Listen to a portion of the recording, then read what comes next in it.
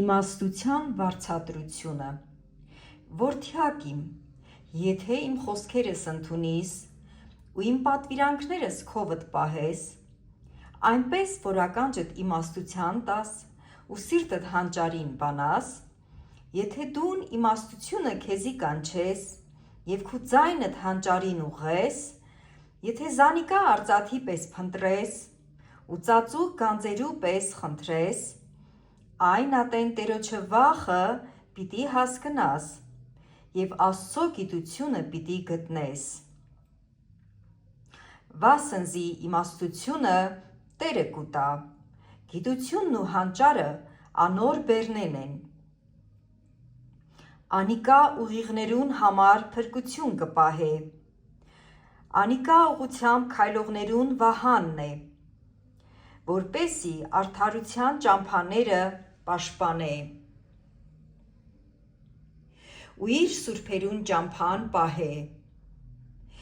Այն ատեն արդարությունը, դատաստանը,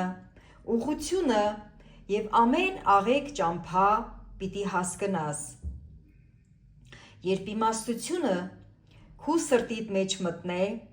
և գիտությունը քու հոգիիդ ախորժելի ըլլա, խոհեմությունը քեզ պիտի պահե ու հանճարը քեզ պիտի պաշտպանե, որպեսզի քեզ ազատե չար մարդուն ճամփայեն, նենգություններ խոսող մարդեն և անոնցմե, որոնք ուղիղ ճամփան թողուցել են, որպեսզի խավար ճամփաներու մեջ քայլեն, չարություն ընելով կուրախանան և չարին նենգություններովը կցնծան,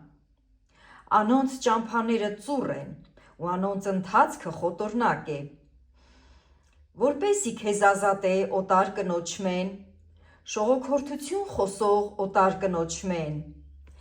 ան որ իր երիտասարդության բարեկամը կթողու և իր Աստծոյն ուխտը կմոռնա, անոր տունը մահվան պիտի տանի ու անոր շավիղները մեռելներուն, անոր գացողները բնավ չեն դառնար և կյանքի ճամփաներուն չեն հասնիր, բայց դուն բարի մարդոց ճամփան պիտի երթաս ու արդարներուն շավիղները պիտի պահես, քանզի ուղիղները երկրի վրա պիտի բնակվին